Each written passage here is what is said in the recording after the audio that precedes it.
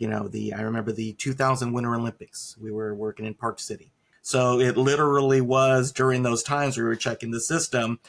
Don't pick up the phone. Don't pick up the phone. We were dialing in to a 57.6 modem to check out the system and make sure everything was going. And that was the running joke was, it was a 5-story building and everybody running around going, don't pick up the phone. Don't use the phone. Leave the line clear for safety of your own life and the lives of others. System monitoring, that brings a lot of anxiety to a lot of people. It could be a challenge. It could be a great asset. We talk about all the different flavors that we can come up with to make system monitoring provide benefit both for programmers and end users. All that and more on A State of Control. A State of Control, episode 122, Don't Pick Up the Phone. Welcome to A State of Control, an AVNation podcast that highlights the control, programming, and automation aspects of the audiovisual industry. My name is Steve Greenblatt. I'm your host. Thanks for joining us today. So today's episode is going to be one that I think a lot of people will be able to relate to.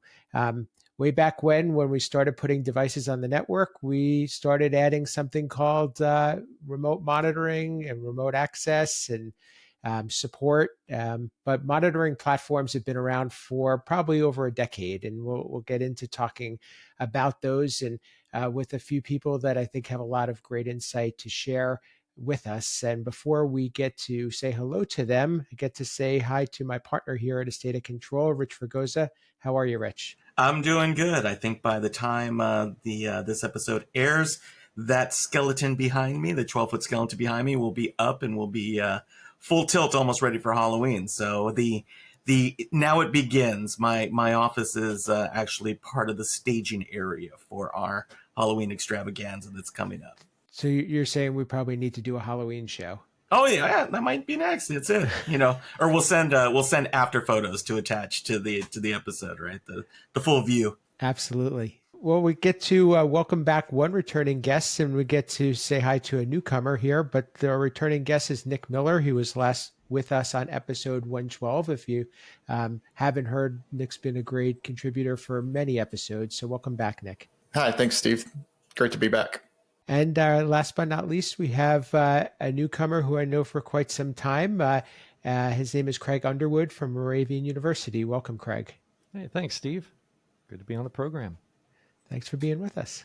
So, as I mentioned, system monitoring, when people hear that, they think of a lot of different things. And it comes in many different flavors. There's many that are driven by manufacturers. There are many options that are more generic in the IT realm. There are many that can just be a little bit more primitive, but quite effective. So, Rich, I'll kind of let you frame this up for us. It used to be something that was nice to have, but are we getting to a point where system monitoring is a must-have and is something that not only is important to people that are putting in systems, but even more important to those that are managing and owning these systems?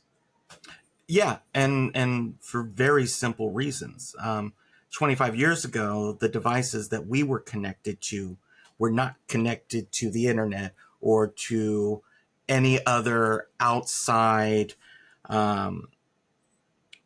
ecosystem. So 25 years ago, when you put in an RGB H&V switcher and some monitors and an ISDN video conferencing system, those were pat. There was no such thing as firmware upgrades, right? You didn't have a firmware upgrade. You swapped the equipment out and new equipment went in. So the mean time between changeouts or updates was much longer. Years. The cycles were much longer. So once a system in its analog state reached stability, you were only dealing with kind of the big failure items, right? Power supplies go, or a board goes. I mean, something big that prevents the system from operating, period, that would require a replacement or a repair. because software ate the world, now there are so many variables out there that are outside of the control from when you get checkoff, right? You get checkoff, system is operating, everything is doing what it's supposed to. And then, oh, by the way, we forgot to tell you our unified communication platform completely reinvented itself this year. And so now, why doesn't anything work? So the ability to intercede and the ability to diagnose and the ability to go, oh, that's what happened, is because the timelines have sped up and so many other outside forces could affect the operation of your system. Because it's not the control system itself that necessarily change. It's everything in the environment around it that is possibly on these pillars of shifting sand. So it's necessary because, again, all of a sudden, if, we had our last episode, a Cloudflare outage, right? Something goes down where a device can't access it, you could send crews out all day long. And if they can't be scheduled until Wednesday, well, this whole thing ended in 24 hours. So now it's a matter of, well, it broke. Why did it break? Well, we know part of why it broke, but we don't have any answers necessarily now because something else got resolved. So the ability for instant diagnostic, instant reporting, instant trouble warnings. What's happened is that outside of the enterprise, but just daily life, people are used to notifications now. And so not having that notification option is now starting to come into the industry. And it's a good conversation. We've always asked for it. We've always wanted it. But, the answer was always no, 1,000 times no. And originally it was because they maybe didn't necessarily have the bandwidth, or we didn't have the technology to do it. Now we're at the point where the options are open. Now it just becomes a matter of picking flavors. And so, yeah, it's there's no reason not to, is my feeling. But it's because everything else evolved so quickly, that, it's just, it has to be part of what we do as a business at this point, and to be able to relay and say, we want to be able to help you, because you're also a partner in this. Being a partner in this means you're also a point of trouble in this. That's a really great point. I just wanted to jump in here to expand on that, because a lot of what we do with our remote monitoring isn't necessarily tied to, is the device broken or not working, but it's, are you using it correctly, or is it being used correctly? Or like if the user's trying to do something and they're having trouble, how can we gather information quickly remotely to help them solve that problem immediately? So for example, on our campus, if they call us with a problem in a classroom and we're like, well, the dashboard says the projector's fine, the touch panel's fine, nothing's broken, but they're like, well, I don't have any audio. So we can very quickly say, oh, well, do you have your audio output set to the right, to the HDMI output if you're plugging into the system, instead of your internal speakers, things like that. So, or are they even getting a signal into the system? So is the signal detected, right? So we're trying to align the monitoring with the most common questions that we get. And we found that the most common questions that we get aren't necessarily, are things broken, like I said, but are things configured correctly? So one example, like I said, with our systems, we monitor for signal presence. So if they call up and say, oh, we don't have anything on the projector, like, well, we can see immediately, well, there's no signal to the projector. So is your laptop plugged in? Another example is like in Zoom. So with Zoom's dashboard, a common question we get is, oh, they can't hear us on the far end. Something's not working. And so we can go into the Zoom dashboard and see exactly what audio device they have selected for their microphone. So we can very quickly respond, get them working. So again, nothing is really broken, but they're not quite using it right. So then that helps to inform us, like, well, how can we design a system to better prevent these in the first place? Nick, why don't you jump in on this too? Are we, and Rich talked about, people's expectations of, immediate response, and Craig is talking about, having the information that we need. How much of this is proactive versus reactive in terms of system monitoring? Yeah, it just depends on what side of the equation that you're on. From a systems management standpoint, it is being proactive and as much as possible and getting ahead of issues before your end user discovers them. I always stress on these topics the importance of in-band as well as out-of-band monitoring systems, where from a control system perspective, you have your in-band signal flow and metadata that you gather. But then there's the important aspect of out-of-band monitoring. Can an external device ping a network device that you're communicating with? And that gives a lot of insight as far as where an issue may occur. Your control system may think situation normal, everything's good. But if a device if your video conferencing system can't reach out to the internet or some other metric that wouldn't otherwise be caught by just a control system centric monitoring platform, you're in for some failure opportunities. Craig, you mentioned several different platforms.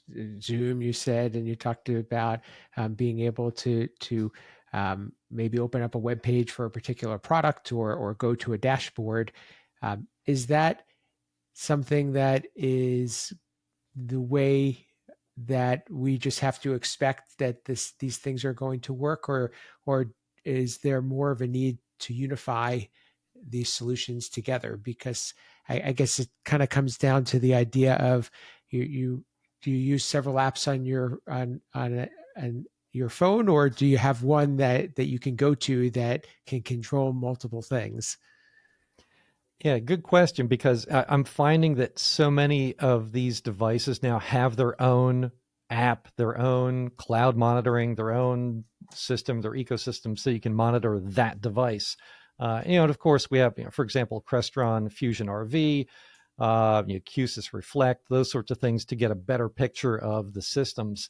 But yeah, even between having some Crestron system, some QSys, a BIAMP system, this or that, it'd be really nice to have something that could look at everything, or at least give our initial IT help desk a method to just see everything from one big picture. So that is something that, with a small crew, over time, we kind of gather up all these great tools, but then how do we make these tools easily and quickly available to everyone who might not know exactly what is in a classroom?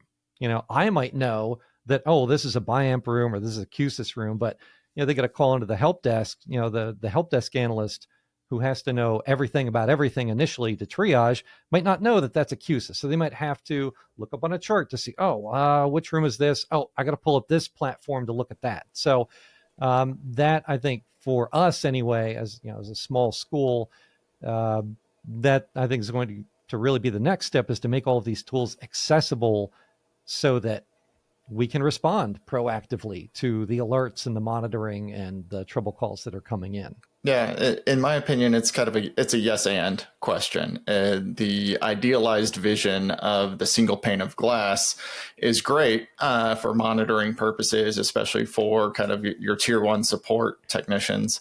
However, it's always going to be kind of the lowest common denominator of all of your overall systems view. So I think that is step one, is having just kind of your broad overview, your 10,000 foot picture, if you will, and then being able to drill down into the individualized ecosystem dashboards, which are going to have much more detailed tools and controls to manage things from.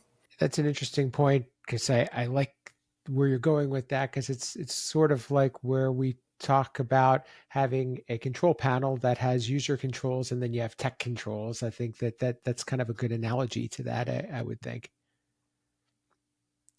So Rich, one of the things that has always been a sticking point with making a monitoring solution work has been the programming required, because there was a common thought that these systems just worked out of the box, but just like control equipment, they get you a starting point, but you need to actually you program them to make them do what you want or to meet the needs of the client. Are we at a point where this is becoming this conversation is becoming more meaningful? Because I think that there are a lot of people who have had bad experiences because no attention was given to figuring out what actually needed to happen to make a monitoring solution work. A big part of the pushback was that prior they were one-offs. The funny story I was thinking about it is that I remember the 2000 Winter Olympics. We were working in Park City, and we were getting some things done, and we had to leave the project. Things were getting, people were getting ready to move in. The events were starting. There's some things to check in, and we wanted to make sure that everybody was taken care of. It was it was one of our high impact clients. So it literally was during those times we were checking the system. Don't pick up the phone. Don't pick up the phone. We were dialing in to a 57.6 modem to check out the system and make sure everything was going. And that was the running joke was, it was a 5-story building and everybody running around going, don't pick up the phone. And beyond that, it was just, it just wasn't easy to be able to access things remotely. And there was no reason to. I mean, the people that are in enterprise or in school and court systems, whatever, they're already overloaded with their work. And for the AV guy to come in and say, hey, by the way, we need to, we want to be able to get in to do X, Y, Z, that answer is no. And Nick brought up, the perfect answer earlier before recording when we were dealing with InfoSec, and InfoSec's answer is just no. It's always no. There's never a yes that comes out of there. A big thing that's happened now, 4 years post-pandemic, is that it was a tidal shift that occurred. It created an industry and it created an expectation of remote access, because no longer were we getting the technical pushback, because it was done. People had to figure it out. It was one of those instances where the end user, our clients, had to figure it out. We had been asking for it forever, but now there was a reason for them. What is it? Only the consequences of your actions are great enough before it changes your behavior. So the consequences were big enough that all of these market segments, our verticals that we deal with, went, okay, we got to figure it out. Yeah, we do have to learn how to make it secure. Yeah, we do have to learn how to lock things down and silo, all of these different versions, because marketing has to come in one way. Development is on the other side. Sales is someplace else. The C-level suite has a different level access. Well, that's no different than an AV subnet at all. And so now what we have is that ability to have a conversation to say, we just want to work within your existing structure. Prior, we were asking them to make a structure, and that was never going to happen. They weren't going to allocate the resources to it. So, I think that from the programmer standpoint, from the integrator standpoint, I mean, that is absolutely the first thing that we do. And, we were talking about it. We still deploy remote access kits. Every project that we do, that's the first thing that happens is we send it out. Because if there's multiple sites or, their project slows down or anything else, our first response is, you don't want to pay us and the travel costs and the incidentals and everything else to be sitting there and feeling bad and then complaining about our bill when something happened over here that was outside of your control. Nobody's efficient. So rather, let's find ways to work efficient to save you money, which saves the end user money and all of these things, and give you not only the same level of support, but a greater levels of support because it's instant.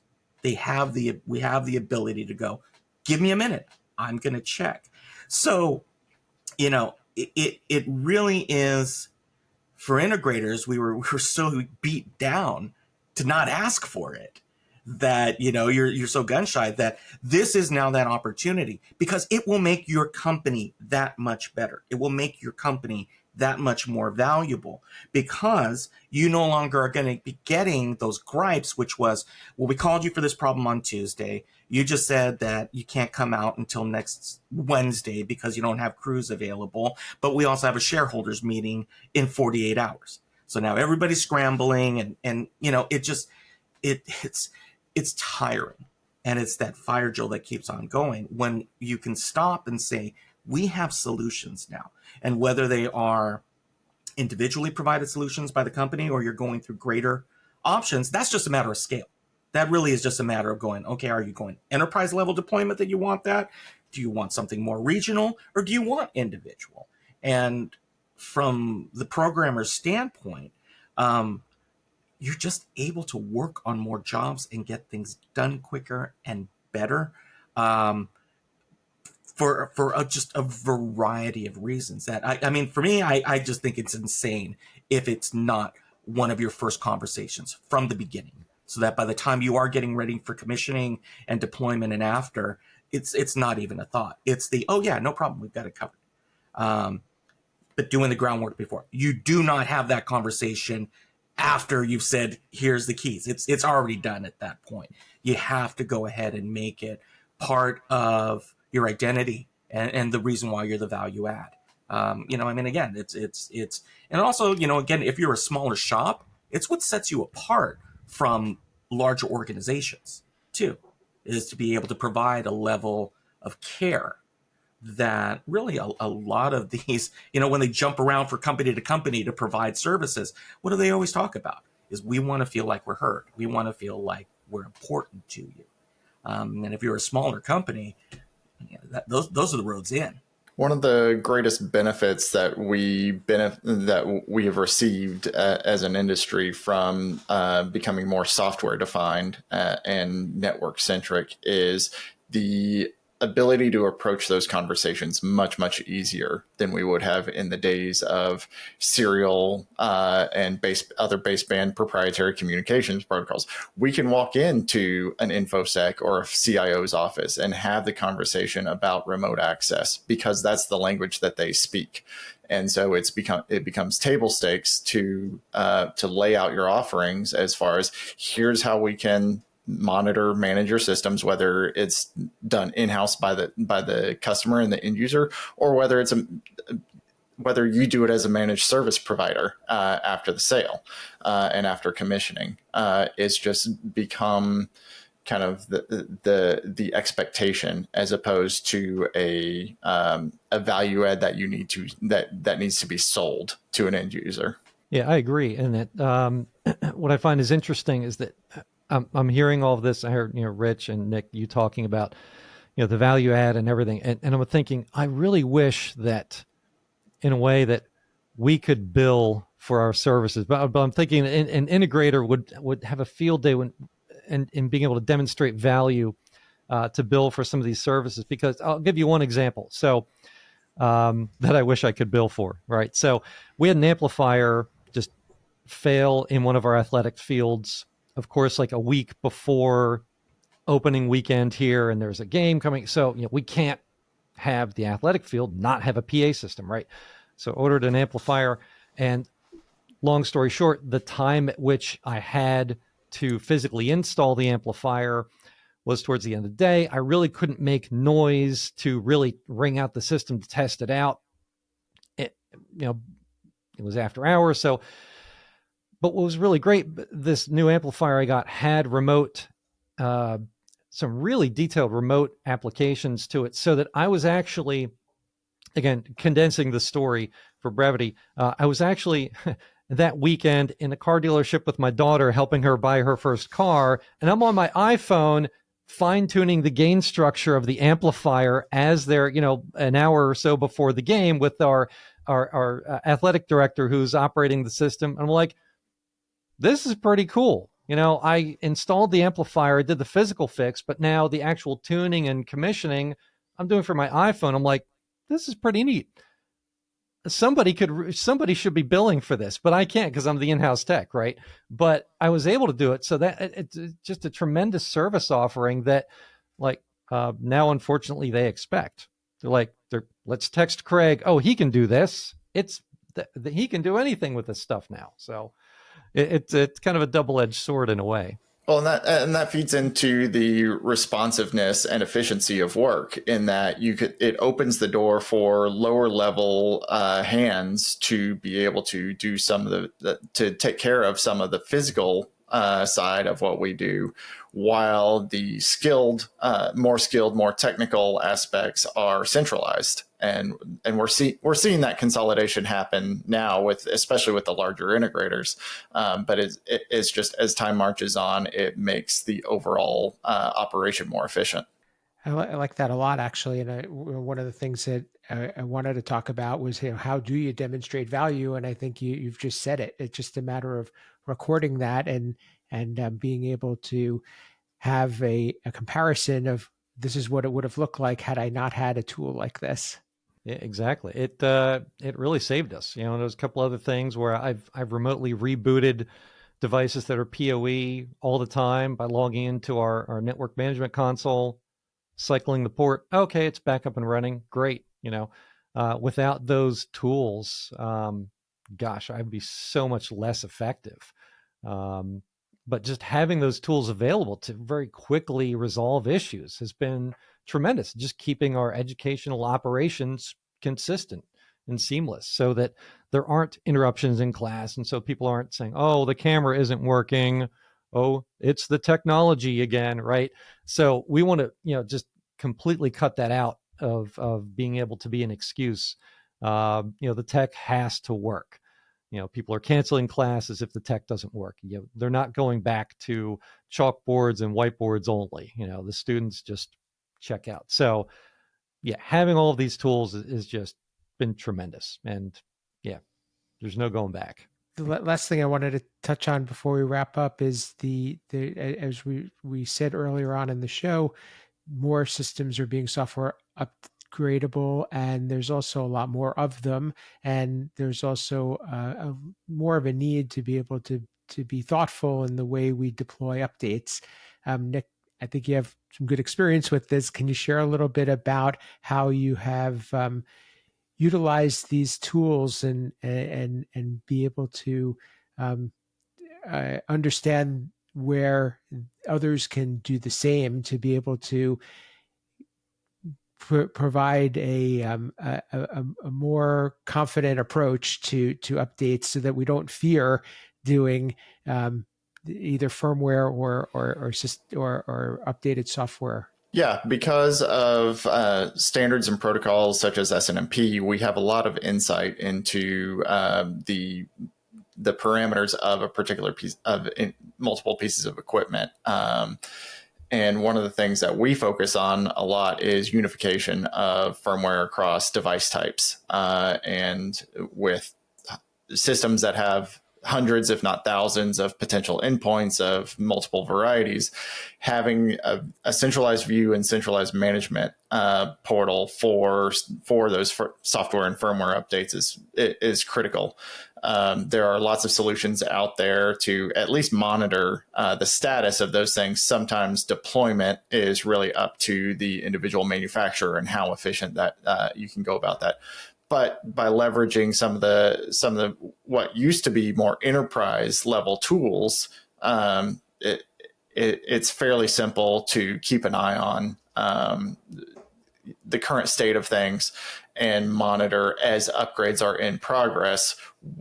Basically, just keep a running spreadsheet of exactly what's going on, where the system sits, because in most scenarios, when you're at that type of scale, it's not an all or nothing proposition. You're going to have rolling updates. And in most cases, even if you could, you wouldn't want to deploy 100% at once, similar to the larger enterprise software vendors that'll roll out, do a trickle or rolling rollout when they first release it, when they first put out a new release. Every iPhone doesn't automatically get updated at the same time, and there are huge reasons for that. Those early adopters that want to get in on the first day can go in and manually update if they so choose, but it takes weeks, if not months, for Apple or Google or whomever to roll out a new version of software. I think we've seen the consequences of not doing that recently with CrowdStrike and other national media-worthy examples. Absolutely. Craig, as we wrap up, where do you see this going? Yeah, like what would you like to see? What types of tools, what types of capabilities would you like to see in the future when it comes to remote management? That's a very narrow question, right? We're giving you a wish list now. You're a first-time guest, so you get Sure. you get to dictate you. the future. Yeah. Well, I think it would be really great to have a way to configure easily what you want to see per person. So I'm just thinking about my little world here and what we have to deal with. So, take that with a grain of salt, but just having certain texts be able to configure what they want to see, the alerts that they need to see, versus also being able to really dive in deep to settings that they shouldn't necessarily have access to. For example, the gain structure in an amplifier or DSP that I might get into, but the entry level techs don't necessarily need to just to have a system working, right? Having those tools available and easily accessible, more easily accessible, I think it's trending in the right direction. So don't get me wrong. I think then there's a lot of great tools out there already that we're using. But I think looping in other non-AV people into our world, or maybe it's the inverse. Maybe we need to loop more into the IT world, which I think, of course, we're doing. But the standards based and having all of the various different platforms under one umbrella, I think, would be really great. Like I said, instead of having to go to multiple different sources to get all this information. So that's my wish list. I have a lot of things. I like that. Well, thank you for joining us, and this was a great conversation. And as we wrap up, Rich, you can share your final words and also let people know how they can reach you, learn more about what you're up to, and keep this conversation going. Honestly, I'd say is if you're in control systems programming, learn the tricks so that you don't have to sit on a bucket using a piece of equipment's cardboard box as your desk. There are a lot better ways to do it now, just because that's the way that we did it. And you'll hear us old timers tell you, if it was good enough for us, it's good enough for you. Be smarter about it, Be smarter about it. So we're saying everybody's getting soft. Exactly. But, this one is definitely, if you're not having a conversation about it in your organization, you need to, because it's just a better way of running business for your clients, for yourself, just for your well-being. I'm just the physical toll of not having to constantly feeling like you've got to go ahead and hit a site physically or anything like that, and the stress that comes with it.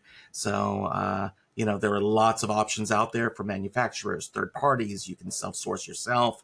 But if you, and especially in this day and age with the way that our industry is changing, this should be, the tip of the spear for you as a company if you're not doing it. If you do want to find out more about how we do it, you can go ahead and check out our site, fregosadesign.com. You can check us on the interwebs. But first and foremost, as I always like to say, I hope that you find me here on AVNation.tv and all of our suite of shows that cover all of our verticals, here with my friend Steve, who was actually on Resi Week just recently. So he rocked it on there. He's going world style, Steve Greenblatt, all over the place. But just go ahead and hopefully you find us here and support our sponsors. Absolutely. Nick Miller, thanks again for being with us. How can people get in touch with you? Keep up with what you're doing and also continue this conversation. I've actually been a little bit less social than I would like to be, so maybe this will be the inspiration to get back into it. You can find me at Nick Mill on just about any platform out there. Excellent. And Rich, you missed Nick and I got to spend some time in person at CEDIA, so we missed you there, CEDIA Expo, that is. But I look forward to the next opportunity. And last but not least, Craig Underwood from Moravian University. How can people get in touch with you, learn more what you're up to, continue the conversation, and also congratulate you on your first time here on the show? No, thank you again very much for having me on the show. This was a fun experience. You can find me on LinkedIn. That's probably the best place. Just search for Craig Underwood, Moravian. You'll find me. Absolutely. And Craig does some teaching as well. So he's got a lot of things, and he's also involved in HETMA. So throwing all those things out there. So different ways you can find him. For me, you could find me at Steve Greenblatt on social media, my company Control Concepts at controlconcepts.net. And as Rich said, definitely check out avnation.tv to learn more about everything going on in the world of AV, and including several different podcasts and news and articles and so forth. We are, if you don't know, if you're listening on audio, we're on video on YouTube. And if you're on YouTube, check us out on your favorite podcast player. We're all over. But until next time, this has been A State of Control, the network for the AV industry. What are you listening to? This is AV. This is AVNation. This is AVNation.